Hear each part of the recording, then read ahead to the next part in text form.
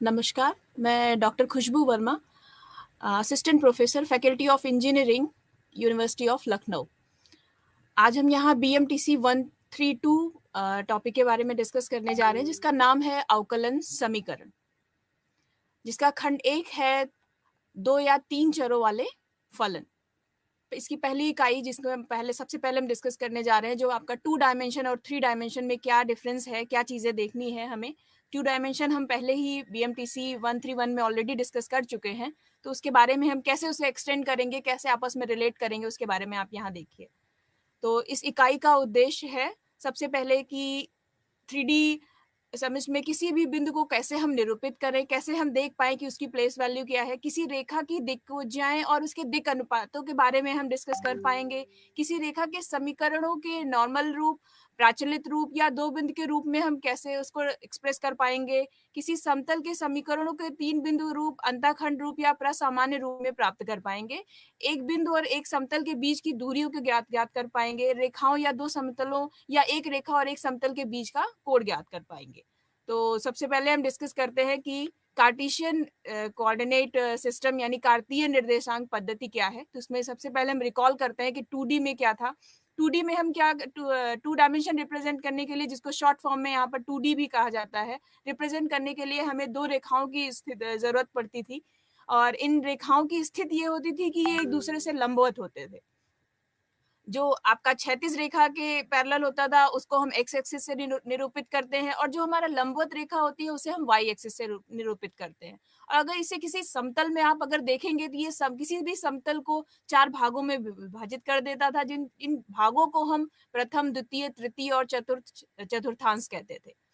जिसकी अपनी एक साइन था कि प्रथम चतुर्थांश में जो भी एलिमेंट्स होंगे या जो भी नंबर्स होंगे, उनका साइन, उनके चिन्ह धनात्मक ही होंगे। सेकंड में क्या होगा, एक्स एक्सिस के एक्स का चिन्ह धनात्मक होगा, वाई का एक्स का ऋणात्मक होगा, वाई का धनात्मक होगा। इसी तरह उसमें सभी चतुर्थांशों के जो कोऑर्डिनेट, जो भी वहाँ पे पॉइंट्स हम निरूपित करते थे, उनके साइन डिसाइड होते थे कि कैसे होगा। अब हम यहाँ पर डिस्कस करते हैं 3D के बारे में कि हम 3D किस तरह से डिफाइन करें। तो 3D 2D के समान 3 डायमेंशन को भी रिप्रेजेंट करने के लिए हमें 3 रेखाओं की जरूरत पड़ेगी, जिनकी स्थिति क्या होगी, ये परस्पर एक दूसरे से लंबवत ही होंगे। तो 2D के ही नियम अनुसार 3D में भी ये आपस में ही लंबवत होंगे, जैसा कि चित्र संख्या 1 के काम में आपको दिखाया गया है।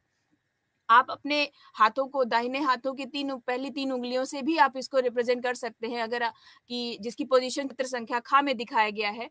तो 2D में रेखाओं को प्रदर्शित करने के लिए हमने 2 वेरिएबल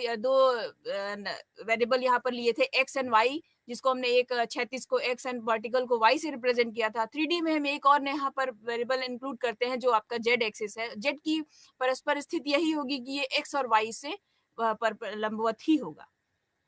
तो अगर आपने चित्र संख्या ख में आप पोजीशन देखें, तो यहाँ पर आपका अंगूठा जेड एक्सिस को रिप्रेजेंट कर रहा है, बाकी 2 उँगलियाँ जो एक ही समतल में हैं, वो एक्स और वाई को निरूपित कर रही है। तो 2D से 3D के लिए हमें 3 रेखाओं की यहाँ पर ज़रूरत है और 2D की तरह ही जैसे वो दोनों रेखाएँ आपस में जिन जगह पर प्रतिच्छेद करती थी, उसको हम मूलबिंदु से निरूपित करते थे। यहाँ पर भी तीनों रेखाएँ एक ही बिंदु से होकर गुजरेंगी, वही बिंदु O हमारा मूलबिंदु होगा। और 2D की तरह ही, जैसे कि 2 डायमेंशन में ही द्विमिमीय निर्देशांक पद्धति में ही, जैसे कि समतल को हम रेखाओं ने 4 भागों में डिवाइड किया, यहाँ पर ये तीनों ही रेखाएँ आप किसी 3 डायमेंशन, किसी भी स्पेस, किसी भी पर्टिकुलर एरिया को 8 भागों में डिवाइड करती है। उसका प्लेस वैल्यू आप उसका रिप्रेजेंटेशन आप इस दूसरे स्लाइड में देख सकते हैं, चित्र संख्या 2 में, कि वो कौन-कौन से होंगे।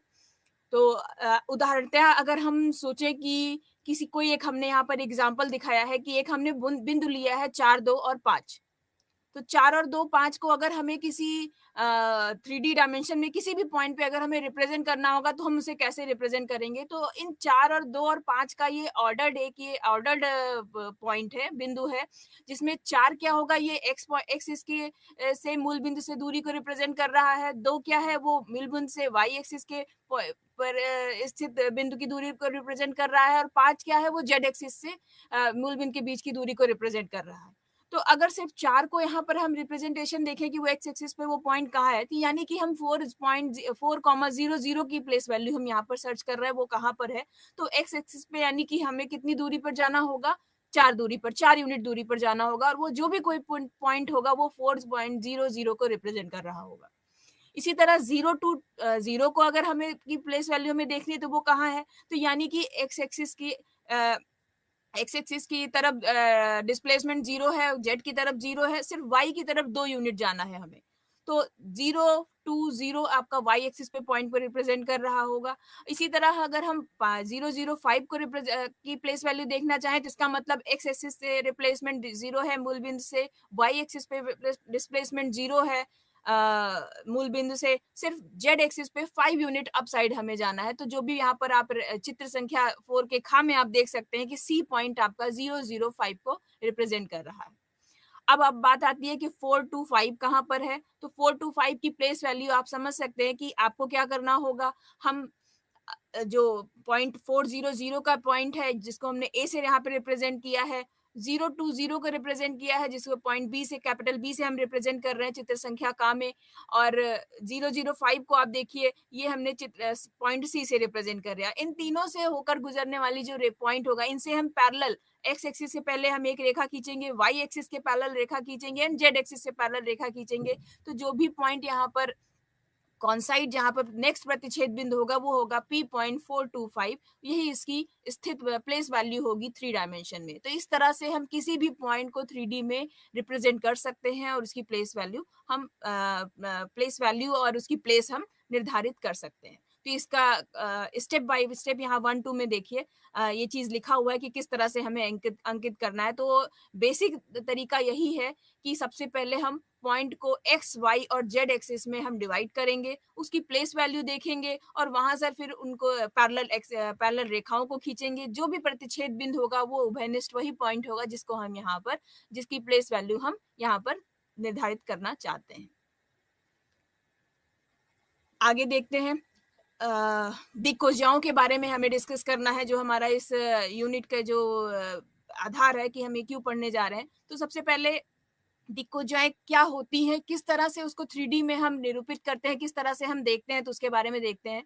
तो ये एक चित्र संख्या 6 के का में जो आपको दिख रहा है, ये 3D एक डायमेंशन 3D रिप्रेजेंटेशन है जो एक्स, वाई, जेड एक्सिस से मिलकर बना हुआ है, जहां ओ क्या है, आपका मूल बिंदु है। O X, O Y, O Z X क्या है, ये सारी एक्सिस ओ से ही होकर गुजरेंगी क्योंकि ये प्रतिच्छेद बिंदु इसका ओ ही है, मूल बिंदु है। एक्स वाई एक्सिस आपने देख ही लिया है कि ओ एक्स आपकी एक्स एक्सिस है, ओ वाई आपकी वाई एक्सिस है, ओ जेड आपका यहाँ पर जेड एक्सिस है। अगर हम किसी एक पर्टिकुलर एक रेखा हमने ओ से गुजरने वाली किसी भी एक रेखा को हमने खींचा जो कहीं पर 3D में से कहीं से भी होकर जाए, तो ये रेखा धनात्मक एक्सिस, ये सारी जो एक्सिस है O X, O Y, O Z जो हमने यहाँ पर नाम लिया है, ये सारी क्या है, ये धनात्मक एक्सिस है। ये अपने अपने एक्सिस के धनात्मक पार्ट को रिप्रेजेंट कर रही। मैं आपको रिकॉल करना चाहूंगी कि टू डायमेंशन में हमने दिखाया था कि समतल को वो 4 भागों में डिवाइड करता है। तो वहां पर जो ओ एक्स एक्सिस थी वो हमारी पॉजिटिव थी, और ओ एक्स डैश जो भी एक्सिस थी वो एक्स के ऋणात्मक नंबर को रिप्रेजेंट करता था, तो वो ऋणात्मक दिशा थी कि वो ओ एक्स डैश। इसी तरह ओ वाई क्या होगा, आपका वाई के पॉजिटिव नंबर्स को रिप्रेजेंट कर रहा है, और ओ वाई डैश क्या है, वो उसके ऋणात्मक नंबर को रिप्रेजेंट करेगा। तो यहाँ पर अगर हम सिर्फ धनात्मक एक्सिस की बात कर रहे हैं, और ये धनात्मक एक्सिस के बारे में ही क्यों बात कर रहे हैं, इसके बारे में आगे हम फिर से अंडरलाइन करेंगे कि ऐसा हमने क्यों किया, क्योंकि कुछ फलन, कुछ एक्सिस, कुछ जो हमारे स्पेशल फंक्शंस होते हैं वो नेगेटिव नंबर पे डिफाइन नहीं होते। तो उन्हीं से बचने के लिए यहाँ पर हम सेफ साइड, जो भी हमारा बेस, जो भी नियम हम डिसाइड करते हैं या जो भी नियम दिए जाते हैं, जो भी प्रमेय दिए जाते हैं, वो जनरली आपके पॉजिटिव नंबर्स पे दिए जाते हैं, और वो जो फंक्शंस उन नेगेटिव नंबर्स पे डिफाइंड होते हैं उनको वहां पर अंडरलाइन किया जाता है, और जो नहीं होते हैं उनके लिए आपको नेक्स्ट कंडीशंस बताई जाती हैं कि कैसे हम ऋणात्मक नंबर पे हम कैसे उसको एक्सप्लेन करें। तो यहाँ पर जो हमने बेसिक दिक्कोजाएं के बारे में हम डिस्कस करने जा रहे हैं, तो हमने एक्सिस जो ली है यहाँ पर, वो positive x axis, positive y axis and positive z axis यहाँ पर ली है। ठीक है, तो सब यहाँ पर जो हमने एक रेखा ली है, रेंडम रेखा ली है, वो एल से रिप्रेजेंट किया, जिसे पिंक यहाँ पर लाइन से देखिए चित्र संख्या का में रिप्रेजेंट किया है गया है आपकी समझ के लिए। ये रेखा ओ एक्स के साथ, ओ वाई के साथ, ओ जेड के साथ जो भी एंगल बनाती है उसे हम अल्फा, बीटा और गामा, ये ग्रीक लेटर्स हैं, इनसे हम रिप्रेजेंट करते हैं। अब दिक्कोजाएं क्या होती है, ये जैसे आप एक्स एक्सिस की दिक्कोजा क्या होगी, मान लीजिए ये रेखा एक्स एक्सिस से अल्फा एंगल बनाती है, वो एंगल कुछ भी हो सकता है, 0, π/2, π/3, π/4, कोई भी एंगल हो सकता है। तो मान लीजिए वो एंगल जनरल फॉर्मेट में अल्फा एंगल बनाती है, तो इसकी एक्स एक्सिस की जो दिक्कोजा होगी वो कॉस अल्फा होगी। इसी तरह वाई एक्सिस से आपका अगर बीटा एंगल बना रहा है रेखा, तो वो इसी रेखा की वाई एक्सिस की दिक्कोजा कॉस बीटा होगी, और जनरली इसी तरह रिस्पेक्टिवली हम कह सकते हैं कि जेड एक्सिस की कॉस गामा होगी। अब उदाहरण के तौर पे अगर आपसे ये पूछा जाए कि एक्स एक्सिस की दिक्कोजाएं क्या क्या है यहाँ पर, तो एक्स एक्सिस पे आप देखिए आपका जो एंगल होगा वो 0, π/2, π/2 के फॉर्मेट में रिप्रेजेंट है। अगर इनकी वैल्यू देखी जाए तो cos 0 की वैल्यू क्या होती है, वो 1 है। एक यूनिट पे एक्स एक्सिस पे आपका दिक्कोजाएं के बारे में ही एक ही क्यों आया, आपके मन में ये सवाल हो सकता है कि एक्स एक्सिस की अगर हम बात कर रहे हैं, इसका मतलब वाई पे डिस्प्लेसमेंट 0 है, जेड पे डिस्प्लेसमेंट 0 होगा, यानी ordered pair x y z order pair बिंदु को अगर रिप्रेजेंट कर रहे हैं, तो वाई और जेड का यहाँ पर जो बिंदु होंगे वो 0, 0 होंगे, और एक्स पर हम एक यूनिट जा रहे हैं तो वो 1 से रिप्रेजेंट होगा। तो यानी जो पॉइंट में अगर वो उस बिंदु की बात की जा रही है, वो 1, 0, 0 की बात की जा रही है। इसका मतलब एंगल क्या होगा हमारा, cos 0, cos π/2 and cos π/2 again for Z के लिए। ठीक है, तो cos 0 की वैल्यू 1 है, आप यहाँ से भी चेक कर सकते हैं, क्रॉस चेक की cos 0 की वैल्यू 1, cos π/2 की वैल्यू 0 एंड cos अगेन π/2 की वैल्यू 0। तो हमारी जो एक्स एक्सिस की दिक्कोजाएं है वो है 1, 0, 0। तो यहाँ पर इसी तरह वाई एक्सिस की अगर डिफाइन करनी होगी तो हमारी जो दिक्कोजाएं होंगी वो होगी 0, 1, 0। जेड एक्सिस की जो दिक्कोजाएं होंगी वो एक हमारे यहाँ पर होंगी वो 0, 0, 1। अब एक जनरल रेखा के रेखाओं को अगर यहाँ पर मूल बिंदु से होकर गुजारा जा रहा है, उसकी दिक्कोजाएं के बारे में हम यहाँ पर डिस्कस करें, तो आप देखेंगे कि वो फिर से ही एक्स एक्सिस की अगर दिक्कोजा निकालने की कोशिश करेंगे, तो वह फिर से ही एक्स अल्फा के एंगल 0, एक्स एक्सिस की ही मैं यहाँ पर बात कर रही हूँ, वाई की एंगल π/2 एंड जेड का एंगल एंगल अगेन π/2 ही आएगा, और वो कॉन्साइड होकर 1, 0, 0 ही आएगा। तो किसी भी रेखा की यहाँ पर एक परिभाषा के रूप में अब हम एक लाइन जनरलाइज कर सकते हैं कि किसी भी रेखा की दिक्कोजाएं उस रेखा और निर्देशांक अक्षों के बीच की धनात्मक दिशाओं के बीच के कोणों की कोजाएं ही होती हैं। तो वही जो अभी हमने मैथमेटिकली डिस्कस किया कि एक हमने रैंडम लाइन एक्स एक रैंडम लाइन एल लिया, और इससे धनात्मक जो भी एक्सिस थी O X, O Y, O Z, इसके बीच में जो एंगल था उनको नाम अल्फा, बीटा, गामा दिया, और दिक्कोजाएं डिफाइन करने के लिए हमने कॉस लिया कि हर एक एंगल की जो कॉस वैल्यू होगी वही यहाँ पर दिक्कोजाएं को रिप्रेजेंट करेगी। तो परिभाषा 1 हमारा हमारा यही रिप्रेजेंट कर रहा है। नेक्स्ट आते हैं कि यहाँ पे उदाहरण के तौर पे दिक्कोजाएं के बारे में बताया जा रहा है कि यदि कोई रेखा एक्स और वाई एक्सिस क्रमशः π/4, π/3 एंगल यहाँ पर दे रखा है, बीटा और गामा की वैल्यू दे रखी है, तो उसके सॉरी एक अल्फा और बीटा की वैल्यू यहाँ पर दे रखी है, तो उसके द्वारा जेड एक्सिस से बनाया हुआ कोण क्या होगा ये भी हम निकाल सकते हैं, क्योंकि इन कोजाओं का आपस में रिलेशन होता है। अगर 2 की वैल्यू हमें पता है तो हम तीसरे की वैल्यू भी यहाँ पर निकाल सकते हैं। तो वो देखिए यहाँ पर क्या है कि हमें एक्स एक्सिस की अल्फा का एंगल दे रखा है π/4, बीटा का एंगल π/3 दे रखा है, तो गामा का एंगल क्या होगा यहाँ पर, तो ये रिलेशन है कि cos alpha square plus cos beta square plus cos gamma square की वैल्यू हमेशा ही 1 होगी। ये हमारी एक सर्व समीका है या एक आइडेंटिटी है, आप समझ सकते हैं कि अगर हमें 2 की वैल्यू पता है तो हम तीसरे की वैल्यू यहाँ पर निकाल सकते हैं। तो इस रूल से कॉस गामा की वैल्यू यहाँ पर +-1/2 आई, जिसका एंगल वैल्यू अगर देखा जाए तो ये π/3 या फिर 2π/3 है। अब आप यहाँ पर देखिए इन दिक्कोजाएं के बारे में, तो चित्र संख्या 7 में इस लाइन को रिप्रेजेंट किया गया। इस लाइन को भी हम सेट कर सकते हैं, अगर 2 एंगल दे रखा हो कि वो लाइन कहाँ से किस एंगल से 3D में होकर जाएगी। तो यानी कि 2D में अगर वो लाइन है तो 3D में उसका रिप्रेजेंटेशन कहाँ पर कैसे होगा, वो इस नियम से हम इसका कोजाओं के नियम से हम रिप्रेजेंट कर सकते हैं, एकदम सटीक लाइन खींच सकते हैं कि वो कहाँ से होकर जा रही है। नेक्स्ट 3 संख्याएं, अब परिभाषा 2 पर गौर करिएगा। 3 संख्या ए बी सी दिक्कोजाएं LMN वाली एक रेखा के दिक् अनुपात कहलाते हैं। यदि किसी k बिलोंग्स टू R एक रियल नंबर के लिए a की वैल्यू KL, b की वैल्यू KM और c की वैल्यू KN हो। अब एक उदाहरण के तौर पे इसको परिभाषा में आपने देखा, उदाहरण पे देखते हैं कि अगर किसी रेखा की दिक्कोजा 1/√2, 1/2 और 1/2 है, तो √2 1 और 1 उसके दिक अनुपात होंगे, ए बी उसके रिस्पेक्ट में ए बी सी ये वैल्यू होगी। यहाँ पर हमने दिक को ज्याओ को LMN से रिप्रेजेंट कर दिया है, तो इसके रिस्पेक्ट में कहने का मतलब यही है कि इसके रिस्पेक्ट में आपको एक यूनिक ए बी सी जरूर मिलेगा। तो अगर वैल्यू 1/1 √2 1/2 1/2 है, तो इसके रिस्पेक्ट में ए बी सी की वैल्यू √2 1 1 जरूर मिलेंगे। तो यहाँ पर एक एग्जाम्पल के तौर पे दिया है कि यदि कोई रेखा मूल बिंदु से होकर गुजरती है और ए बी सी उस पर कोई बिंदु है, पी पॉइंट उस रेखा पर यहाँ पर रिप्रेजेंट किया गया है, तो हमें ये दिखाना है कि A B C Rekha L के दिक अनुपात है। तो यहाँ पर देखिए पी की जो प्लेस वैल्यू है ए बी सी, पी का पॉइंट क्या है ए बी सी, यानी कि एक्स एक्सिस से एक यूनिट दूर है, वाई एक्सिस से बी यूनिट दूर है और सी से ये सी जेड एक्सिस से ये सी यूनिट दूर है। तो आप स्लाइड 1 पे आप रिप्रेजेंट कर सकते हैं कि पी को कैसे रिप्रेजेंट करना है। हम एक्स एक्सिस से पैरेलल एक यूनिट पे लाइन खींचेंगे, वाई एक्सिस पे पैरेलल बी यूनिट पे लाइन खींचेंगे, जेड एक्सिस के पैरेलल सी यूनिट पे लाइन खींचेंगे। दोनों पॉइंट जहाँ पे कॉन्साइड होंगे वही हमारा उभयनिष्ठ पॉइंट पी होगा, जो यहाँ पर पी पॉइंट दिखाया गया है। अब मान लीजिए ओपी की वैल्यू यहाँ पर हमने रेडियल एक्स इसकी जो डिस्टेंस है ओ से लेके पी तक की डिस्टेंस को आर से रिप्रेजेंट किया है। तो कॉस अल्फा की वैल्यू ये क्या होगा, एक समकोण त्रिभुज का यहाँ पर समकोण त्रिभुज बन जा रहा है। अगर ओपी की वैल्यू को हम आर ले ले तो एक्स एक्सिस में आपका क्या होगा कि इसका बेस क्या है, ए डिस्टेंस है, और इसका ओ से पी आपका जो कर्ण है उसकी लंबाई यहाँ पर आर रिप्रेजेंट कर दे, तो कॉस अल्फा की वैल्यू यहाँ पर हम निकाल सकते हैं। कॉस अल्फा की वैल्यू क्या हो जाएगी, a/r। इसी तरह कॉस बीटा की वैल्यू आप देखिए, एक समकोण त्रिभुज यहाँ पर बन जाएगा जिसका कर्ण r है और बेस आपका b है, तो कॉस बीटा की वैल्यू b/r और कॉस गामा की वैल्यू c/r हो जाएगी। तो और वैसे भी आपको पता है कि cos alpha cos beta cos gamma क्या है, ये दिक हो जाए, इसको हम LMN से रिप्रेजेंट कर सकते हैं, इससे रिप्लेस करेंगे तो L की वैल्यू a/r, b की वैल्यू m की वैल्यू b/r और n की वैल्यू c/r हमें मिल जाएगी। तो यानी हर एक दिक को जाए के रिस्पेक्ट में हमें ABC एक यूनिक ABC हमें मिल सकता है।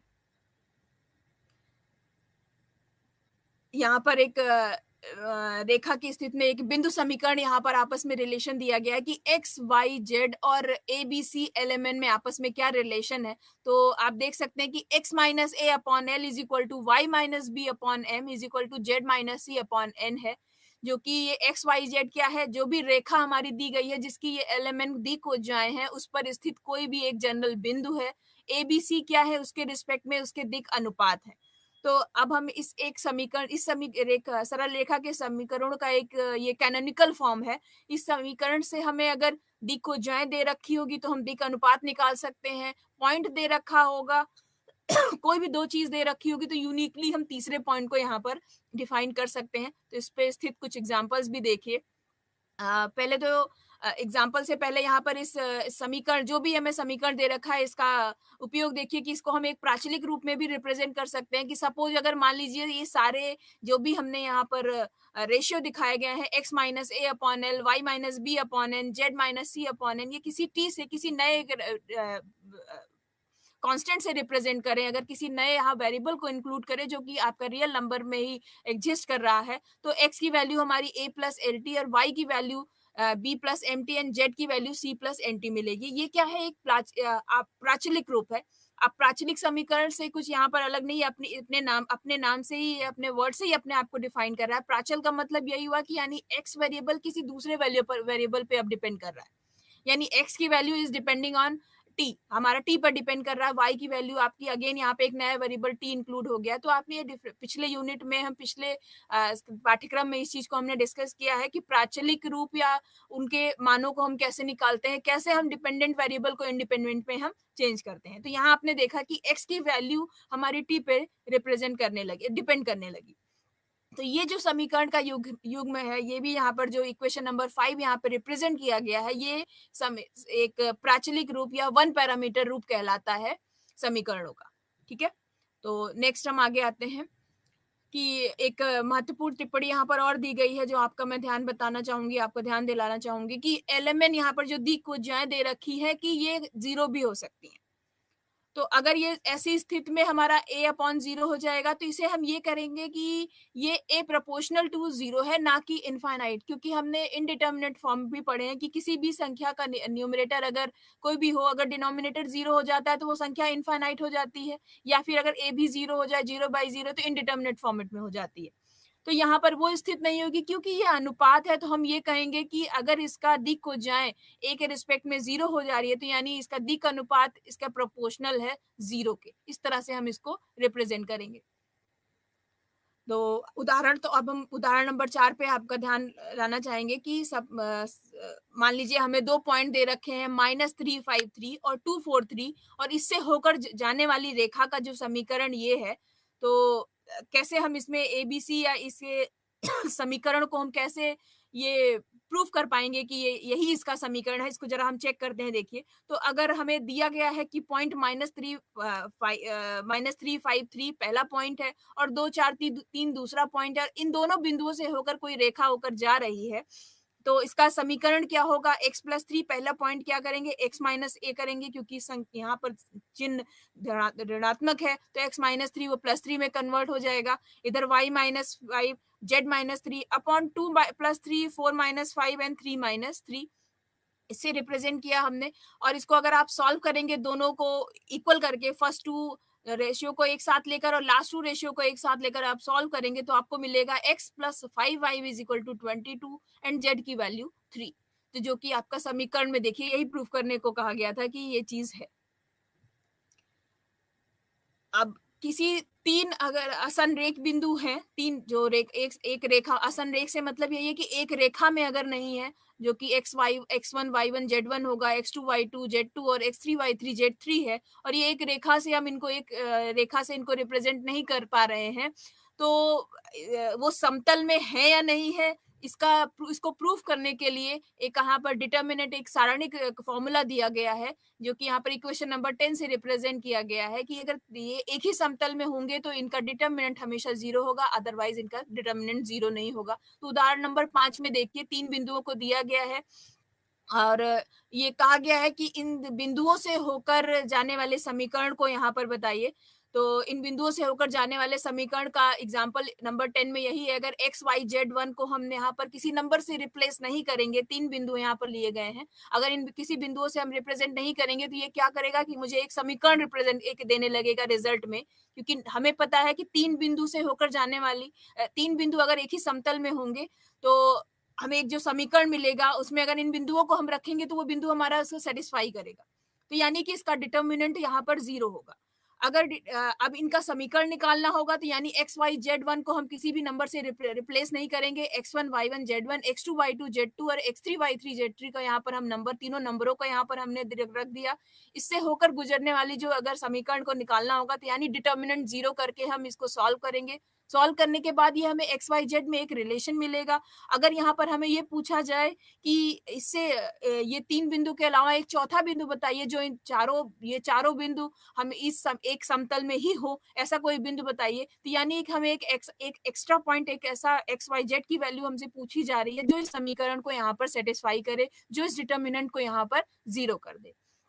तो एक हमने जनरल समीकरण यहाँ पर दे दिया 2x + 3y - 3z = 5। अब ये हम बता सकते हैं कि इस x-y-z को यहाँ पर रखने के बाद जो पॉइंट इस समीकरण को सेटिस्फाई करेगा, वो सारे पॉइंट एक ही समतल में होंगे, और उन्हीं समतल में ये पॉइंट जो हमें यहाँ पर उदाहरण नंबर 5 में दिया हुआ है, 1-1-1-0 -2-2-1 -1 1-2-1 ये भी होंगे। अब हम बेलनाकार और गोलाकार निर्देशांक पद्धतियों के बारे में देखते हैं, जो कि ऑलरेडी हमने 2D में देखा था। यहाँ 3D में देखिए हम किस प्रकार देखते हैं। तो यहाँ पर चित्र संख्या 12 में एक पॉइंट P को रिप्रेजेंट किया गया है। वो P पॉइंट क्या होगा? P के अलावा एक पॉइंट M यहाँ पर रिप्रेजेंट किया गया है। जो M क्या है? इसका P का बेस पॉइंट है। अब मूल बिंदु से M की जो दूरी होगी, या M जो ये पॉइंट, ये क्या है? इसका मूल बिंदु से जो पॉइंट M से जो बीच की दूरी होगी, इसको हम प्रोजेक्शन, इसका प्रक्षेप कहते हैं। जो इस P पॉइंट का प्रक्षेप होगा किस समतल में? X और Y समतल में। इसी तरह Z और Y एक्सिस Z और Y समतल में अगर हमें देखना हो, तो P से लंबवत जो दूरी होगी, जो उसका बेस पॉइंट होगा, और उसको स्मॉल अगर कैपिटल एन से रिप्रेजेंट करते हैं, तो मूल बिंदु से एन के बीच की जो दूरी होगी वो कहलाएगी प्रोजेक्शन। किस समतल में? जेड और वाई एक्स समतल में। तो आप इसी तरह आप 3 धनात्मक यहाँ पर प्रोजेक्शन पा सकते हैं, जिसमें यहाँ पर आपको चित्र संख्या 12 में एक्स वाई एक्सिस में जो भी इसका पॉइंट पी का प्रोजेक्शन है, ये यहाँ पर रिप्रेजेंट किया गया है। मान लीजिए ओ से लेकर एम तक की दूरी यहाँ पर अगर आर से रिप्रेजेंट कर लिया, तो एम का यहाँ पर जो निर्देशांक होगा वो क्या होगा? एम का जो निर्देशांक होगा वो तिर्यक यहाँ पर दूरी आर है, और एक्स एक्सिस से अगर 2D का यहाँ पर 2 डायमेंशन को आप रिकॉल करें, तो अगर रेडियल वहां पर डिस्टेंस आर होती है और इस रेडियल डिस्टेंस की एक्स एक्सिस के बीच का जो एंगल को थीटा से रिप्रेजेंट करते हैं, तो उस पॉइंट का जो वहां पर निर्देशांक होता था वो आर थीटा होता था। क्योंकि यहाँ पर हम 3D की बात कर रहे हैं और समतल एक्स वाई की बात कर रहे हैं, यानी जेड यहाँ पर इंक्लूड नहीं है, तो इसका मतलब यहाँ पर जेड वेरिएबल हमारा 0 होगा, तो एम के जो निर्देशांक होंगे वो आर थीटा 0 होंगे। अब इसी तरह एम का निर्देशांक निकालने के बाद अब पी के निर्देशांक के बारे में बात करते हैं। तो एम से लेकर पी तक की जो अब यहाँ पर वर्टिकल डिस्टेंस है वो हमारी अगर स्मॉल जेड है, तो पी निर्देशांक क्या होगा? R theta and z. यही हमारा क्या होगा?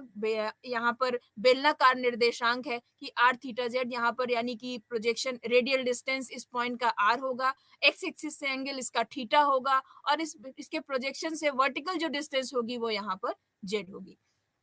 तो कार्तीय से बेलनाकार में परिवर्तन, और अगेन फिर से उसको कार्तीय में परिवर्तन का जो रिप्रेजेंटेशन है यहाँ पर देखिए इक्वेशन नंबर 12 और 13 में दे रखा है कि इसमें रिलेशन क्या होगा। जो 2D में रिलेशन था कि रेडियल डिस्टेंस आर स्क्वायर की value x square plus y square होती है, वो यहाँ पर सेम ही है, क्योंकि यहाँ पर हमने उसको 2 डायमेंशन में ही कन्वर्ट करके उसकी वैल्यू निकाली है। टेन थीटा की वैल्यू वहां पर वाई बाई एक्स होती है, जो कि यहाँ पर भी है टेन थीटा की वैल्यू, क्योंकि ये जो भी आर डिस्टेंस है और थीटा एंगल है, अगर इसको आप एक्स एक्सिस पे एक लंबवत रेखा खींचे तो ये एक समकोण त्रिभुज का निरूपण करता है, और tan थीटा की वैल्यू आप निकालेंगे तो ये वाई एक्स की वैल्यू आएगी, और जेड यहाँ पर अनचेंज है, इसको बिल्कुल भी चेंज नहीं किया, वो जेड ही वैल्यू ली गई है। तो बेलनाकार जो निर्देशांक होंगे वो आपके आर थीटा, बेलनाकार किसी आकृति को रिप्रेजेंट करने के लिए जो भी हमें यहाँ पर निर्देशांकों की जरूरत होगी वो आर थीटा जेड की जरूरत होगी। अब गोलाकार निर्देशांकों को बेलनाकार निर्देशांकों में परिवर्तित करने के लिए अब यहाँ पर किस निर्देशांकों की जरूरत होगी, तो उसको देखिए यहाँ पर डायरेक्ट ही इस फॉर्मूले को लिख दिया गया है कि आर की value rho sine theta, theta की वैल्यू फाई होगी, जेड की वैल्यू रो कॉस थीटा ही होगी। ये इसका रिप्रेजेंटेशन पिछले चित्र में अगर आप देखें तो यहाँ पर आर की वैल्यू को क्या है रिप्रेजेंट करने के लिए एक रो थीटा की जरूरत पड़ेगी, थीटा की वैल्यू फाई से रिप्रेजेंट की गई है, जेड की वैल्यू रो थीटा से रिप्रेजेंट किया गया है। इनकी इस रो फाई और रो फाई यहाँ पर जो दो नए वेरिएबल, थीटा तो ऑलरेडी हमने पहले ही देखा है कि tan inverse y by x होता है। रो और फाई जो हमने यहाँ पर वैल्यू इंक्लूड की है, इनकी वैल्यू क्या होगी? यहाँ नंबर 2 में देखिए उसको रिप्रेजेंट किया गया है कि रो की value under root x square plus y square plus z square value होगी, फाई की value cos inverse z by rho होगी, और थीटा की value cos inverse x upon rho psi भी होगी। थीटा की वैल्यू ऑलरेडी आपने tan theta y by x से भी निकाल रखा है, y और x से भी हम निकाल सकते हैं, और y को अगर आपने रिप्लेस कर दिया तो डिपेंडिंग ऑन रो और साई पर भी हम थीटा की वैल्यू निकाल सकते हैं। तो गोलाकार निर्देशांक हमारे रो साई थीटा होंगे, और गोलाकार निर्देशांकों को कार्तीय निर्देशांकों में रिप्रेजेंट करने के लिए, कन्वर्ट करने के लिए इस स्लाइड में आपने देखा कि हम कैसे बेलनाकार से गोलाकार निर्देशांकों को कैसे रिप्रेजेंट करें, और कार्तीय निर्देशांकों को कैसे हम गोलाकार में रिप्रेजेंट कर सके। और अगर गोलाकार निर्देशांक दे रखे और हमें डायरेक्ट कार्तीय निर्देशांक निकालना हो तो एक्स वाई जेड की वैल्यू हम कैसे रो फाई और थीटा के की हेल्प से कैसे निकाल पाएंगे, इस स्लाइड में ये चीजें रिप्रेजेंट की गई है।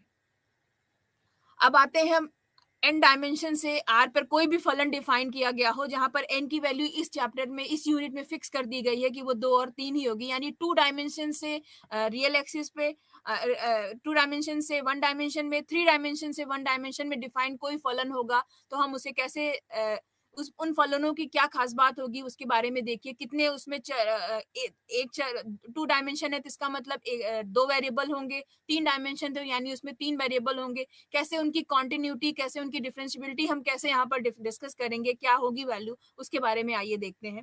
तो पहले तो परिभाषा में दे रखा है कि ये फंक्शंस कैसे फंक्शंस हमने लिए हैं, तो ये रियल वैल्यूड फंक्शंस हम लेंगे, वो फंक्शंस क्या होंगे, किस तरह से डिफाइंड होंगे, वो देखिए यहाँ पर कि 3 चरों, पहले हम 3 डायमेंशन की बात कर रहे हैं कि कोई फंक्शन जो R3 से R पर डिफाइंड होगा वो कैसा होगा। तो 3 चरों वाला एक वास्तविक फलन f एक ऐसा नियम है जो R3 के एक समुच्चय में प्रत्येक ऐसे पॉइंट्स जो यहाँ पर त्रिक पॉइंट यहाँ पर दे रखा है एक्स वाई जेड को अद्वितीय वास्तविक संख्या में संयोजित कर देगा।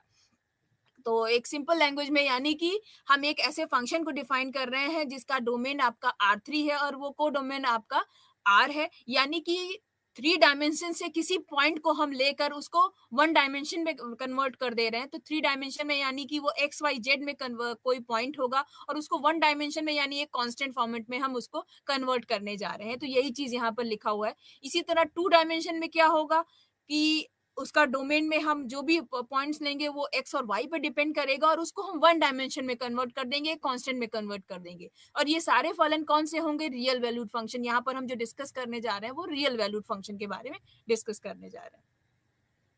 तो कुछ नोट दिया गया है कि 3 चरों वाले फलनों का अर्थ है कि उस फलन का प्रांत, यहाँ पर वही चीज है कि उसका डोमेन R3 होगा, 3D कंप्लीट R3 होगा और उसका जो भी कोडोमेन होगा वो R होगा। इसी तरह 2 चरों वाले फलन का जो डोमेन होगा वो R2 होगा। तो ये इस यूनिट में फिक्स कर दिया गया है कि डोमेन 3D या 2D ही लिया जाएगा। वो वेरिएबल 2 है तो यानी कि डोमेन आपका R2 है, अगर वेरिएबल 3 है तो डोमेन आपका R3 है। कुछ उदाहरण यहाँ पर दे रखे हैं कुछ फंक्शंस के बारे में, जैसे कि उदाहरण नंबर यहाँ पर 1 देखिए कि function of x y sine x plus sine y. यहाँ पर क्या है, 2 वेरिएबल लिया है एक्स एंड वाई थी, यानी ये फंक्शन एक्स वाई ये एक ऐसा फंक्शन है जो R2 से R पर डिफाइन होगा। इसी तरह यहाँ पर देखिए उदाहरण नंबर 2 में फंक्शन एक्स वाई जेड हमने लिया under root 1 minus x square minus y square minus z square, यानी कि यहाँ पर 3 वेरिएबल इंक्लूडेड है। तो यही चीज यहाँ पर समझाने की कोशिश की जा रही है कि इसका प्रांत अगर आपसे पूछा जाए तो यहाँ पर एक्स वाई जेड जेड भी इंक्लूड किया गया है, तो ये 2D नहीं है 3D को रिप्रेजेंट कर रहा है। ये जो भी कोई फंक्शन है वो R3 इसका R3 से डिफाइंड है, जो कि R पर R तक जाएगा, जो पर्टिकुलर R की वैल्यू पर डिफाइंड होगा। तो इस तरह से हम फंक्शंस को यहाँ पर डिफाइन कर सकते हैं। अब हम आते हैं इकाई 2 पर, जो आपकी सीमा और सांतत्य पे डिफाइन किया जाता है, जो कि हमने 2 डायमेंशन में ऑलरेडी यूनिट पहले के पाठ्यक्रम में ये चीज चर्चा किया है। आइए हम 3D में इसको हम कैसे देखेंगे इसके बारे में देखते हैं। तो इस यूनिट में सबसे पहले है कि वास्तविक मान के फलनों की सीमाएं क्या होगी। कोई जो फलन है अगर वो रियल वैल्यूड है तो उनकी सीमाएं क्या क्या होंगी। तो उसको परिभाषा 1 जो बहुत इंपॉर्टेंट है वो देखिए क्या है कि मान लीजिए कोई बिंदु ए के इर्द गिर्द एक फंक्शन है जो कि open interval a minus H A plus H पर वो पॉइंट हमारा यहाँ पर डिफाइंड है, और कोई भी फंक्शन हम डिफाइन कर रहे हैं वो a minus H A plus H से लेकर क्योंकि हमने यहाँ वास्तविक फंक्शन लिया है वो r तक डिफाइंड है। तो इसका हम क्या कहेंगे कि फंक्शन एप्सिलॉन और डेटा यहाँ पर डिफाइन की गई है कि कोई भी जो पॉइंट ए है वो एक्स की ओर प्रवृत्त कब करेगा। यहाँ पर रिलेशन है, सीधे मैं लास्ट लाइन बोल रही हूँ कि वो रिलेशन क्या है कि अगर एक्स माइनस ए की वैल्यू 0 से डेल्टा के बीच में होगी, यानी modulus of X minus X A की वैल्यू लेस देन डेल्टा होगी, और at the same time function की value minus L F function की value F x minus L की value modulus value less than epsilon होगी। Epsilon and data का क्या relation है अभी वो भी मैं आपको बताऊंगी। अगर ये वैल्यू सेटिस्फाई करेगी तो हम ये कहेंगे कि फंक्शन जैसे जैसे हम एक्स पॉइंट ए या एक्स पॉइंट हमारा ए की तरफ अप्रोच कर रहा है, फंक्शन भी हमारा एफ एक्स हमारा एल की तरफ अप्रोच कर रहा है। तो अब ये कह सकते हैं कि फंक्शन की x टेंस टू a जैसे जैसे x हमारा कोई भी फंक्शन पे पॉइंट अगर x है a की तरफ अप्रोच करते हुए, अप्रोच करने का मतलब उस तक पहुंचने की कोशिश कर रहा है अगर, तो फंक्शन की वैल्यू l लिमिट आपकी l की तरफ अप्रोच तब करेगी जब हर एक एप्सिलॉन के लिए एक डेल्टा वहां पर एग्जिस्ट करेगा जो इस रिलेशन को सेटिस्फाई करेगा। अगर ऐसा सेटिस्फाई करता है तो हम कहेंगे कि ये l पॉइंट हमारा फंक्शन का लिमिट है। किस पॉइंट के लिए? x टेंस टू a के लिए। तो ये सिर्फ लिमिट वैल्यू है। और अगर यहीं पर कॉन्टिन्यूटी की बात की जाए कि इस पर्टिकुलर पॉइंट ए पर फंक्शन हमारा कॉन्टिन्यूअस है या नहीं, इसको डिफाइन करने के लिए हम यही कहेंगे कि ये एल पॉइंट अगर फंक्शन की वैल्यू ये एल की वैल्यू जो भी यहाँ पर हमने निकाली है, अगर इस पॉइंट एल की वैल्यू एफ ऑफ ए के बराबर हो जाती है तो हम कहेंगे कि ये ए पॉइंट हमारा फंक्शन, इस पॉइंट ए पर फंक्शन हमारा कॉन्टिन्यूअस भी होगा। तो ये तो थी एप्सिलॉन डेल्टा डेफिनेशन जो हमने ऑलरेडी पहले देख रखी थी, वो फिर से हम यहाँ पर डिफाइन कर रहे हैं कि लिमिट वैल्यू क्या होगी। यहाँ पर फलन की सीमाएं जो है, सीमाओं के बारे में अभी हम डिस्कस कर रहे हैं कॉन्टिन्यूटी से एक स्टेप पहले, कि फंक्शन की ये हमारी लिमिट होगी जो कि x टेंस टू a जाने पर l वैल्यू हो जा रही है। अब हम R2 या थ्री डी डायमेंशन में बात करें तो क्या होगा कि मान लीजिए हमने प्रांत इस बार RL लिया जहां पर n की वैल्यू 2 और 3, तो इस पॉइंट पर हम कहेंगे कि x पॉइंट हमारा a की तरफ अप्रोच कर रहा होगा। कब? जब यहाँ पर इक्वेशन नंबर 2 में देखिए रिलेशन डायरेक्ट दे रखा है कि modulus of x minus a की वैल्यू लेस देन डेल्टा होगी, at the same time F X की value minus L modulus of less than epsilon होगी। तो इस पे हम यही दोनों को परिभाषाओं को कंपेयर करके यही कह सकते हैं कि इस परिभाषा में भी व्यापक रूप से आपका जो डेल्टा की वैल्यू होगी वो एप्सिलॉन पर निर्भर करेगी।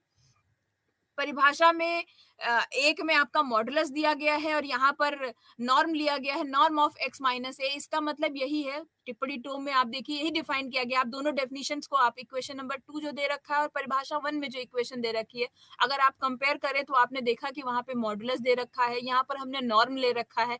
दोनों में क्या डिफरेंस है वो देखिए। नॉर्म की वैल्यू में हम जेड एक्सप्लेन किया गया है कि देखिए क्या है कि प्रतिबंध x माइनस ए नॉर्म ग्रेटर देन 0 का मतलब यही है कि x और a के बीच की दूरी 0 से अधिक है। यानी ये तो सीमाओं का बेसिक ही नियम है कि हम क्या कहते हैं, x tends to a, not at is equal to. हम x को a के बराबर नहीं कहते, x टेंस टू a, यानी x a की तरफ जा रहा है। और किसी भी पॉइंट पे अगर आप चेक करें तो यानी कि x और a के बीच की जो दूरी है, कुछ ना कुछ दूरी रहेगी। वो दूरी क्या है, वो डिफरेंस क्या है, वो यहाँ पर डेल्टा है। इसी तरह eight the same time function भी एल की तरफ अप्रोच कर रहा होगा, एल के इक्वल नहीं होगा, तो उन दोनों के बीच का जो डिफरेंस होगा वो यहाँ पर एप्सिलॉन है। ये दोनों ही बहुत ही छोटे होंगे बट इक्वल टू 0 नहीं होंगे। तो वही चीज दी है कि ये दूरी 0 से अधिक है, इसीलिए greater than 0 left hand side में कंडीशन दे रखा है। यानी कि x और a दोनों ही यहाँ पर x की वैल्यू a के बराबर नहीं है, दोनों में कुछ ना कुछ डिफरेंस है। अगर हम इस a पॉइंट को यहाँ पर इस जगह से, इस डेफिनेशन से हटा दें, या इस इक्वेशन जो हमने कंडीशन यहाँ पर एक्सप्लेन कर रहे हैं, इस पॉइंट को यहाँ पर इस इंटरवल से हटा लें, तो ये जो हमारा interval, open interval a minus H a plus H हमने यहाँ पर डिफाइन किया गया, ये हमारा इंटरवल यहाँ पर डिलीटेड नेबरहुड कहलाएगा। डिलीटेड नेबरहुड का मतलब यही होता है कि जो इसका सेंटर पॉइंट है या यहाँ पर एब्सेंट है, बाकी सारे पॉइंट्स है बट सेंटर पॉइंट यहाँ पर वो नहीं है।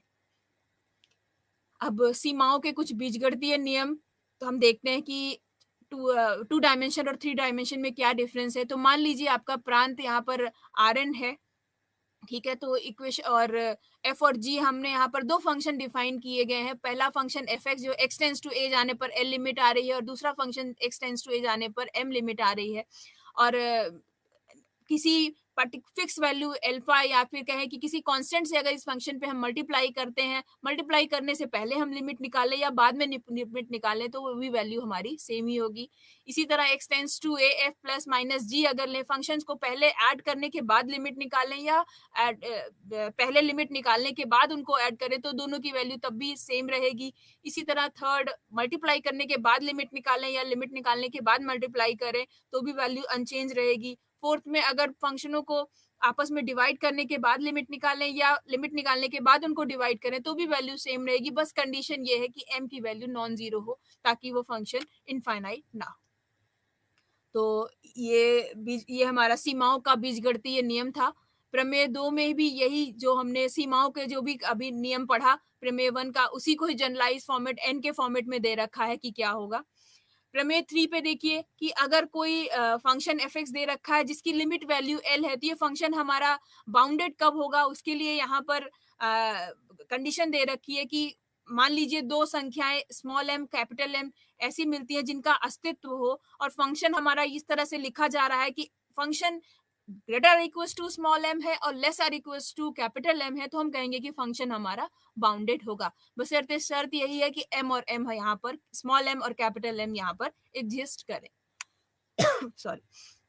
वास्तविक मान और फलनों का के कॉन्टिन्यूटी के बारे में ये बात की जा रही है कि फंक्शन हमारा अभी तक सीमा हमने डिफाइन किया, अब ये कॉन्टिन्यूअस क्या होगा? तो मैंने ऑलरेडी आपको बताया कि जो यहाँ पर एल वैल्यू लिमिट वैल्यू होती है, अगर इस एल की वैल्यू फंक्शन की eight the same point function की वैल्यू के बराबर हो, एफ ऑफ ए के बराबर हो जाएगी, तो हम कहेंगे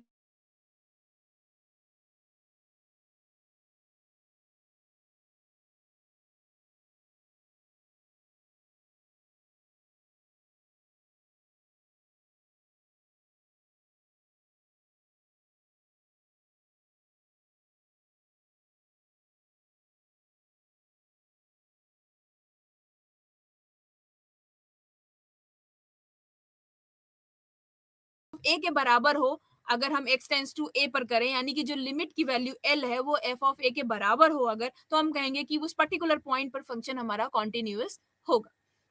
यहाँ पर वही चेंज क्या हुआ 2D और 3D में कि हमने यहाँ पर एक से ज्यादा वेरिएबल्स लिए, तो यहाँ पर 2D वेरिएबल्स को 2 वेरिएबल्स को देखिए हमने x और y को डिनोट किया, इसी तरह 3 वेरिएबल पर भी हम इसको डिफाइन कर सकते हैं।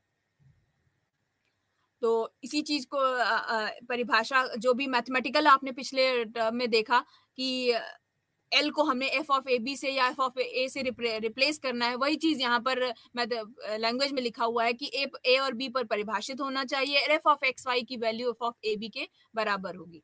कुछ इंपॉर्टेंट नोट है कि प्रतिबंध 2 हमें सिर्फ यही नहीं बता रहा है कि सीमा का अस्तित्व है, बल्कि हमें ये भी बताता है कि ये एफ ऑफ ए के बराबर है। तो आप ये चीज जो यहाँ पर नोट 1 में लिखा है, इसको आप परिभाषा में भी देख सकते हैं कि एल को वहां पर एफ ऑफ ए से रिप्लेस कर दिया गया है। तो एल के बराबर एफ ए है, तभी हम उसको रिप्लेस कर सकते हैं, तभी हम उस डेफिनेशन को यहाँ पर डिफाइन कर सकते हैं। तो वही चीज यहाँ पर लैंग्वेज में लिखी हुई है, लैंग्वेज में दिया गया है। तो नोट 2 ये रिप्रेजेंट बता रहा है कि आपकी जो परिभाषा, जो मैथमेटिकल कंडीशंस है यहाँ पर जो लैंग्वेज में लिखी हुई है, norm x minus a less than delta tends to modulus f x minus F of a less than epsilon होनी चाहिए, ये जो दे रखी है वही यहाँ पर लैंग्वेज में एक और दो दे रखी है कि एक किसी भी पॉइंट पर फंक्शन हमारा 2 डायमेंशन में या 3 डायमेंशन में कॉन्टिन्यूअस है या नहीं, उसके लिए ये 2 कंडीशंस यहाँ पर हमें चेक करनी होगी। और अगर ये दोनों सेटिस्फाई होगा तो कॉन्टिन्यूअस है, अदरवाइज कॉन्टिन्यूअस नहीं। तो कुछ उदाहरण यहाँ पर देखिए, यहाँ पर दे रखा है f of x y is value x square minus y square upon x square plus y square, और हमें ये चेक करना है कि ये कॉन्टिन्यूअस 0 0 पे कॉन्टिन्यूअस है कि नहीं। तो हम देख रहे हैं कि पहला जो हमें यहाँ पर फंक्शन दे रखा है वो 0 0 पे परिभाषित नहीं है। तो सबसे पहली कंडीशन जो यहाँ पर दे रखी है पिछले स्लाइड में आप देखिए कि परिभाषित होना चाहिए, तो ये परिभाषित ही नहीं है, यानी कि अगर x को 0 और y को 0 से यहाँ पर रिप्लेस कर दे तो 0/0 के फॉर्मेट में आ रहा है, इनडिटर्मिनेट फॉर्मेट में आ रहा है, अब ये परिभाषित ही नहीं है, तो ये हमारा कॉन्टिन्यूअस नहीं है। इसी तरह नंबर 2 पे अगर आप देखें तो यहाँ पर आप देख रहे थे 0 0 पर परिभाषित है, क्योंकि वैल्यू को ऑलरेडी यहाँ पर फंक्शन को इस तरह से डिफाइन कर दिया गया है कि जो इसका इनडिटर्मिनेट पॉइंट था उस पॉइंट पर एक्स वाई उसको वैल्यू की फंक्शन की वैल्यू 0 फिक्स कर दी गई है। तो एक ही यहाँ पर प्रॉब्लम थी पहले फंक्शन में, और इस वाले सेकंड फंक्शन में उस पॉइंट पर देखिए आपको फंक्शन ऐसे डिफाइन कर दिया गया है कि किसी भी पॉइंट पर फंक्शन ऐसा नहीं है कि परिभाषित ना हो। तो पहली कंडीशन यहाँ पर पास है कि ये परिभाषित है। अब हम ये चेक करते हैं कि लिमिट x टेंस टू 0 0 पर फंक्शन की वैल्यू इस पे बराबर है कि नहीं। तो हमने ये देखा है कि अगर आप चेक करेंगे तो ये वैल्यू बराबर होगी, एफ ऑफ 0 0 की वैल्यू 0 के बराबर हो रही है यहाँ पर, और फंक्शन भी परिभाषित है, तो हम कह सकते हैं कि ये इसका ये इस 0 0 पॉइंट पर ये फंक्शन कॉन्टिन्यूअस है। इसी तरह हम तीसरा भी डिफाइन कर सकते हैं।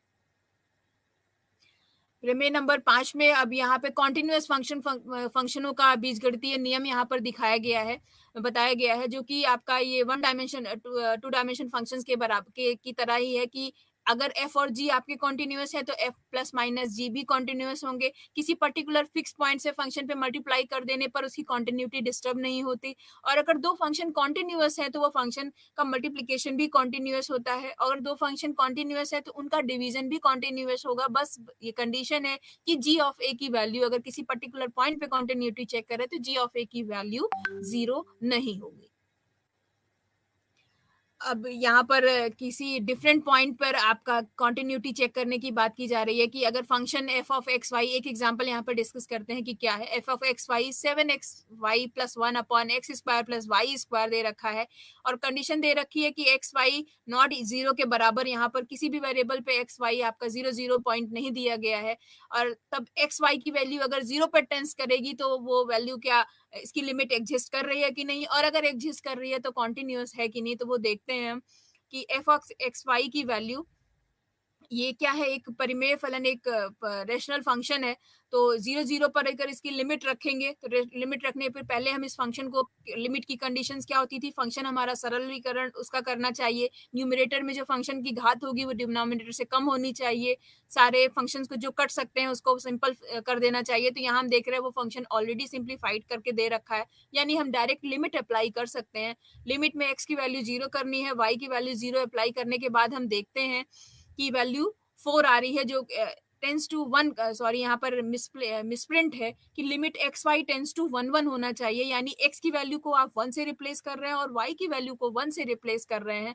रिप्लेस करने के बाद जो वैल्यू आ रही है वो 1 आ रही है, और सिंपल फंक्शन में एक्स की वैल्यू को वाई और 1 को 1 से रिप्लेस करने पर भी फंक्शन की वैल्यू 4 आ रही है। इसका मतलब ये फंक्शन हमारा यहाँ पर परिभाषित भी है और एफ ऑफ ए बी की वैल्यू भी यहाँ पर जो लिमिट फंक्शन है एल के बराबर है। तो यानी सीमा भी डिफाइंड है, एग्जिस्ट कर रहा है, और ये इस पॉइंट पर फंक्शन हमारा कॉन्टिन्यूअस भी है। इसी तरह हम दूसरे एग्जांपल्स को भी यहाँ पर एक्सप्लेन कर सकते हैं। अब हम आते हैं इकाई 3 पर, जिसका नाम है प्रथम कोटि के आंशिक अवकलन और अवकलनीयता के बारे में हम डिस्कस करने जा रहे हैं कि जो हमारे फंक्शंस हैं उनका, जो 2 डायमेंशन फंक्शन है, 3 डायमेंशन फंक्शंस हैं, उनका फर्स्ट ऑर्डर डिफरेंशिएशन या फर्स्ट ऑर्डर पार्शियल डिफरेंशिएशन और टोटल डिफरेंशिएशन क्या होगा। तो इसी इकाई का उद्देश्य वही है जो मैंने अभी एक्सप्लेन किया कि आपका 2 और 3 चरों वाले फलनों का प्रथम कोटि आंशिक अवकलन और आंशिक अवकलन एग्जिस्ट करेगा कि नहीं करेगा, इसकी जांच कर पाएंगे। और 2 चरों वाले फलनों के प्रथम कोटि के आंशिक अवकलन का ज्यामितीय विवेचन कर पाएंगे, उसका ग्राफिकल रिप्रेजेंटेशन देख पाएंगे कि क्या होगा, या निर्णय ले पाएंगे कि 2-3 चरों वाला एक दिया हुआ फलन डिफरेंशिएबल है या नहीं। तो आइए हम एग्जांपल से उसको देखते हैं। तो सबसे पहले तो प्रथम कोटि के आंशिक अवकलन होते क्या है वो चीज देखिए। यहाँ पर उसका आंशिक यानी कि पार्शियल डिफरेंशिएशन, उसका फॉर्मूला क्या है। तो एफ एक्स की वैल्यू क्या होगी, limit h tends to 0 F x plus H b minus F x Y upon h. यहाँ पर एच क्या है, एक बहुत स्मॉलेस्ट क्वांटिटी होगी, और एच टेंस टू 0 होने पर जो भी यहाँ पर इसकी जो वैल्यू इक्वेशन नंबर 3 रिप्रेजेंट कर रहा है ये कि कोई भी जो फंक्शन है एफ, जो एक्स और वाई यहाँ पर 2 फलन लिए गए हैं, अगर वो 2 फलनों पर डिपेंड कर रहा है, 2 फलनों यानी उसका प्रांत यहाँ पर 2D है, तो उसका फर्स्ट ऑर्डर डिफरेंशिएशन क्या होगा, उसका फॉर्मूला यहाँ पर यही दे रखा है। अब अगर किसी पर्टिकुलर 2 पॉइंट पर उसकी वैल्यू हमें यहाँ पर चेक करनी होगी एफ एक्स ए बी पर, तो एफ एक्स ए बी की वैल्यू क्या होगी, एक्स को हम ए से रिप्लेस कर रहे हैं, वाई को हम बी से रिप्लेस करने के बाद इक्वेशन नंबर 4 में उसका रिप्रेजेंटेशन दिख रहा है आपका कि बेसिक डेफिनेशन ये है।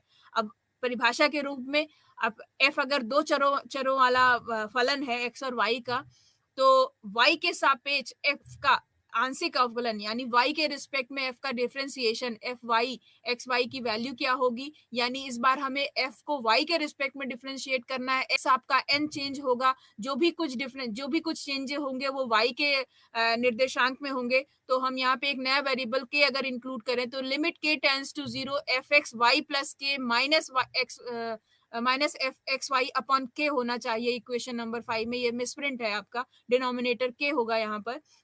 तो आप इक्वेशन नंबर 4 और 5 को एक साथ यहाँ पर दिखाने का तरीका, मतलब मोटिव यही है कि आप देखिए कि जब हम x के रिस्पेक्ट में डिफरेंशिएशन निकालेंगे तो जो भी चेंजेस होंगे वो x में होंगे, y आपका कांस्टेंट रहेगा, और जब हम y के रिस्पेक्ट में डिफरेंशिएशन निकालेंगे, अवकलन करेंगे, तो y में चेंजेस होंगे, x आपका अनचेंज कांस्टेंट ही रहेगा।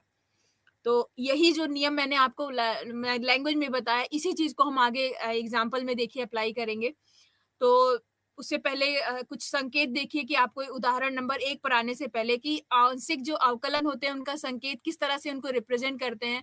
तो आप स्मॉल एफ यहाँ पर सफिक्स में एक्स एफ एक्स की तरह से रिप्रेजेंट करेंगे। एफ एक्स का मतलब यही है कि फंक्शन का विद रिस्पेक्ट टू एक्स हम यहाँ पर आंशिक अवकलन कर रहे हैं। Del F upon del y भी कहते हैं। अगर फंक्शन आपका एक ही डिपेंडेंट वेरिएबल होता है तो आपका ये जो डेल है वो डी स्मॉल डी से रिप्रेजेंट होता था, आपने टोटल डिफरेंशिएशन में देखा होगा। तो टोटल और यहाँ पार्शियल डिफरेंशिएशन में यही फर्क है कि वहां का जो डी है वो डेल से रिप्रेजेंट होगा, और ये डेल यही शो करता है कि यहाँ पर एक से ज्यादा इंडिपेंडेंट वेरिएबल्स है। तो आपका जो फंक्शन एफ आपका डिपेंडेंट फंक्शन है, ये किस पे डिपेंड कर रहा है? स्मॉल एक्स पे रिप्रेजेंट कर रहा है। अगर वो वाई पर भी रिप्रेजेंट कर रहा है तो उसका representation del F upon del X with respect to X है, del F upon del Y with respect to Y होगा। तो यही यहाँ पर इसका रिप्रेजेंटेशन है। तीन चरों वाले पे, यानी कि अगर फंक्शन आपका तीन चर पे रिप्रेजेंट कर रहा है, एक्स एंड वाई जेड पे तीनों पे डिपेंड कर रहा है, तो उसका रिप्रेजेंटेशन यहाँ पर 7, 8 और 9 इक्वेशंस में यहाँ पर आपको दिखाया गया है। तीनों का बेसिक कॉन्सेप्ट वही है जो आपने 2D में अभी देखा कि विद रिस्पेक्ट टू एक्स अगर हम डिफ्रेंशिएट कर रहे हैं तो एक्स में चेंजेस होंगे, वाई जेड कॉन्स्टेंट होगा। With respect to y differentiate कर रहेंगे तो एक्स और जेड कॉन्स्टेंट होगा। With respect to z differentiate करेंगे तो एक्स और वाई कॉन्स्टेंट होगा। यही तीनों नियम हम उदाहरण में भी अप्लाई करेंगे। तो यहाँ पर देखिए उदाहरण नंबर 1 दिया है, यहाँ पर फंक्शन में क्या है, एक्स और वाई वेरिएबल है, यानी ये दो चरों पे डिपेंड करने वाला एक फंक्शन हमने लिया है, 2D फंक्शन लिया है, x square x Y plus y cube.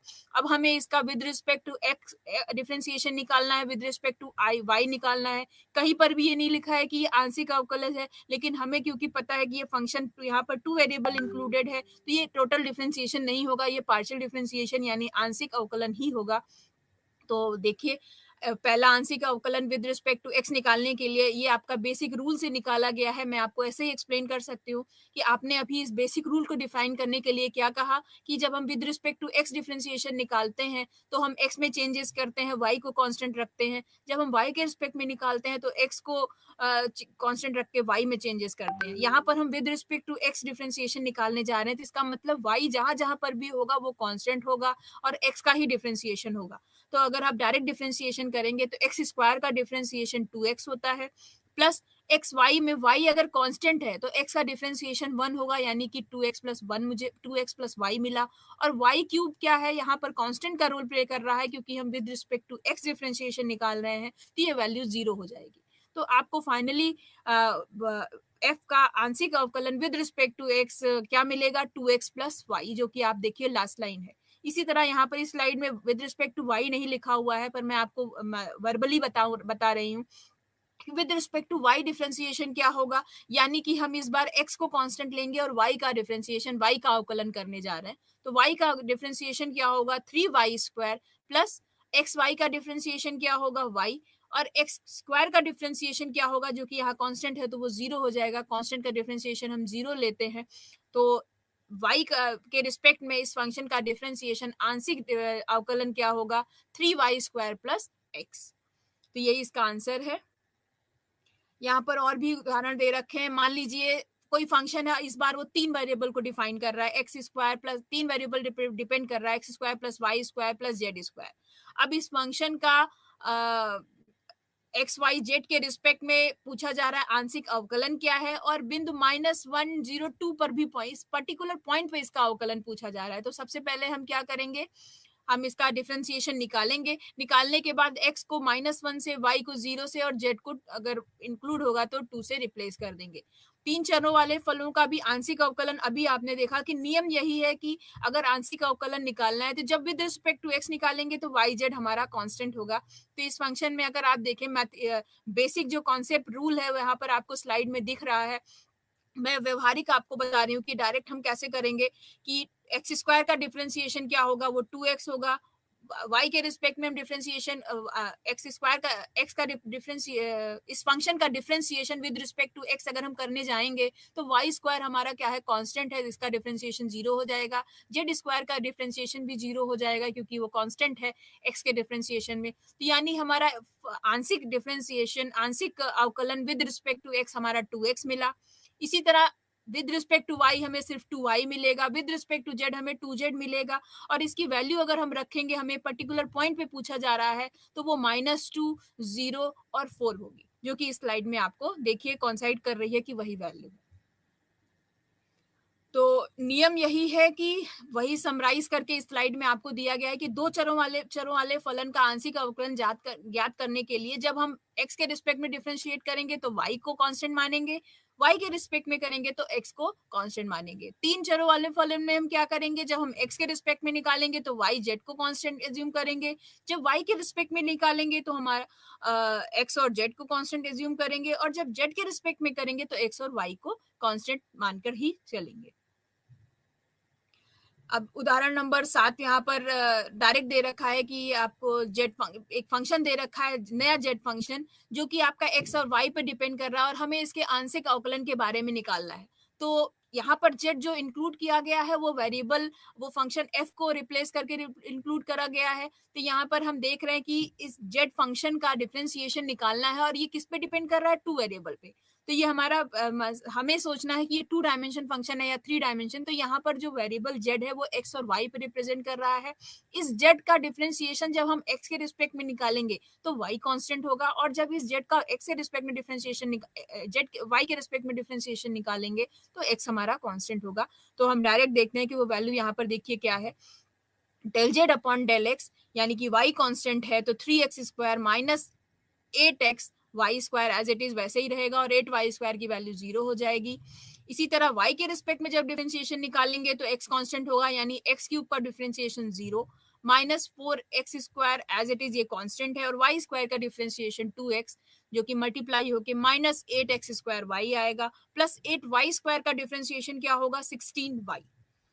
ठीक है, तो y के रिस्पेक्ट में z का जो डिफरेंशिएशन होगा, आंशिक डिफरेंशिएशन होगा, वो del z by del y से रिप्रेजेंट करेंगे और वैल्यू होगी minus 8y square 8x square y plus 16y। इसी तरह हम सेकेंड और थर्ड का भी डिफरेंशिएशन कर सकते हैं। अब हम सातत्य और आंशिक अवकलन के बीच में आपस में क्या रिलेशन है ये देखने जा रहे हैं कि कॉन्टिन्यूटी और आंशिक पार्शियल डिफरेंशिएशन, इसमें आपस में क्या रिलेशन है। तो अगर किसी फलन एक्स वाई के दोनों आंशिक अवकलनों का अस्तित्व होगा, क्योंकि यहाँ पर फंक्शन क्या है, हमारे जो भी फंक्शन है अगर एफ एक्स एंड वाई दोनों पे रिप्रेजेंट कर रहा है तो दोनों अवकलन हमें यहाँ पर देखने होंगे, चेक करने होंगे। वन डायमेंशन में क्या होता था कि हम एक ही फंक्शन पे एक एक्स ही वेरिएबल होता था तो डी बाई डी एक्स हम निकालते थे और चेक करते थे कि अगर ये एग्जिस्ट कर रहा है इसका मतलब इस पॉइंट पर फंक्शन कॉन्टिन्यूअस होगा। क्योंकि यहाँ पर दो अवकलन एग्जिस्ट कर रहे हैं, अगर फंक्शन दो वेरिएबल रिप्रेजेंट कर रहा है तो हमें दोनों निकालने होंगे और चेक करना होगा एग्जिस्ट कर रहा है कि नहीं। अगर दोनों एग्जिस्ट कर रहा है तो हम कहेंगे कि उस पर्टिकुलर पॉइंट पे फंक्शन हमारा कॉन्टिन्यूअस है, अदरवाइज फंक्शन कॉन्टिन्यूअस नहीं होगा। तो इसका कुछ एग्जांपल आप उदाहरण नंबर 11 पर देखिए। यहाँ पर इस फंक्शन का एक्स के रिस्पेक्ट में पार्शियल डिफरेंशिएशन आंशिक अवकलन हम निकाला गया, वाई के रिस्पेक्ट में निकाला गया, दोनों ही 0 आ रहे हैं, एग्जिस्ट कर रहा है। इस पर्टिकुलर पॉइंट पर अब हम 0 पर फंक्शन की वैल्यू चेक कर रहे हैं तो वो हम देख रहे हैं कि वो 0 पर इस फलन बिंदु पर ये संतत नहीं है। अवकलन तो एग्जिस्ट कर रहा है इस पॉइंट पर इस पॉइंट पर इस जो फंक्शन है ये फंक्शन डिफाइंड नहीं है। आप 0 तो बेसिक जो नियम यही था,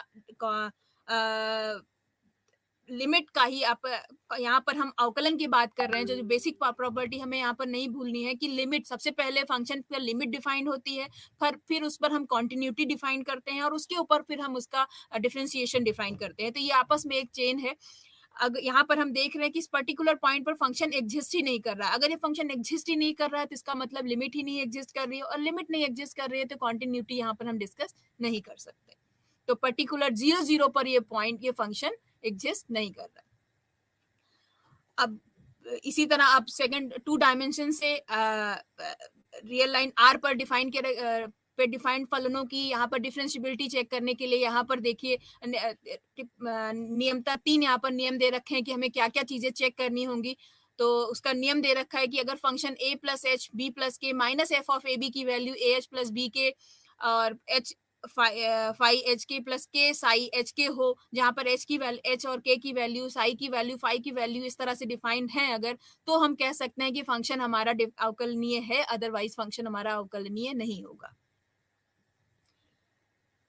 प्रमेय के रूप में अवकलनीय और कॉन्टिन्यूटी को यहाँ पर डिफाइन किया गया है कि किसी पर्टिकुलर पॉइंट पर फंक्शन हमारा अवकलनीय होगा अगर अवकलनीय है तभी हम कह सकते हैं कि उस पर्टिकुलर पॉइंट पर फंक्शन हमारा कॉन्टिन्यूअस होगा, नहीं तो वो फंक्शन नहीं होगा। मान लीजिए कोई एफ किसी बिंदु ए बी के प्रतिवेश एन में परिभाषित एक वास्तविक मान का फलन है, तो ए बी पर अवकलनीय है। इसके साथ साथ अगर वो एफ पर अवकलनीय भी है तो फंक्शन हमारा आंशिक अवकलन, उसका आंशिक अवकलन भी हमारा डिफाइन एक्सप्लेन किया जा सकता है, बताया जा सकता है कि ये भी एग्जिस्ट करेगा अगर ये हमारा फंक्शन हमारा वास्तविक मान फलन हो और अवकलनीय हो तो। इसी तरह परिभाषा थ्री क्या कहला रही है कि मान लीजिए फंक्शन हमारा किसी पर्टिकुलर ए बी के एक प्रतिवेश में परिभाषित है कि वास्तविक फलन हो और ए बी पर हमारा फंक्शन हमारा डिफरेंशिएबल भी हो, तो टी एच के एक नया यहाँ पर फंक्शन डिफाइन किया गया है द्वारा परिभाषित एक रैखिक फलन, एक नया फंक्शन हम अगर टी फंक्शन डिफाइन करें आर टू आर पर, तो एफ का अवकलन, इसका हम इसको कहेंगे कि ये जो हमारा फंक्शन है वो एफ का अवकलन एफ का डिफरेंशिएबल है। इसको हम रिप्रेजेंटेशन में d of f of A b भी कह सकते हैं, जो नया फंक्शन हमने यहाँ पर टी डिफाइन किया। और इस टी की पर्टिकुलर वैल्यू क्या होगी, टी ऑफ एच के की value h f x a b plus k f y a b ही होगी यहाँ पर। तो प्रमेय नंबर 6 में इसको समराइज किया गया है कि ए बी के एक प्रतिवेश में परिभाषित एफ एक वास्तविक फलन इस प्रकार है कि ए बी एफ एक्स पर ए बी पर फंक्शन हमारा कॉन्टिन्यूअस है और एफ वाई का अस्तित्व है, तो किसी पर्टिकुलर पॉइंट पर वो फंक्शन हमारा अवकलनीय होगा। तो इसी तरह कॉन्टिन्यूसली डिफरेंशिएबल फंक्शन को भी डिफाइन किया गया है और ये भी नियम बताया गया है कि फंक्शन अगर हमारा कॉन्टिन्यूसली डिफरेंशिएबल है तो वो उस पॉइंट पर पर्टिकुलर पॉइंट पर फंक्शन हमारा कॉन्टिन्यूअस भी होगा। तो इस यूनिट का सारांश यही है कि इस यूनिट को पढ़ने के बाद किसी भी जो फंक्शन होगा जो आर एन से आर पे यहाँ पे 2 डायमेंशन और 3 डायमेंशन फिक्स कर दिया गया है एन की वैल्यू, इसके प्रथम कोट के आंशिक अवकलनों को हम परिभाषित कर सकते हैं। किसी बिंदु पर प्रथम कोट के आंशिक अवकलनों के अस्तित्व को सिद्ध करने तथा उसके मान के ज्ञात करने की जो विधियां हैं इस यूनिट में दी गई हुई हैं। इस फलन, एक फलन अगर आपका एन से आर में डिफाइन किया गया है जहां पर एन की वैल्यू 2 और 3 हम 2 डायमेंशन और 3 डायमेंशन फिक्स कर दें, तो इसकी अवकलनीयता कब कब होगी कब नहीं होगी इसके बारे में डिफाइन किया गया है। इस फलन के आंशिक अवकलनों और अवकलनीयता और इसके कॉन्टिन्यूटी में आपस में क्या रिलेशन है इसके बारे में आज हमने चर्चा की। धन्यवाद।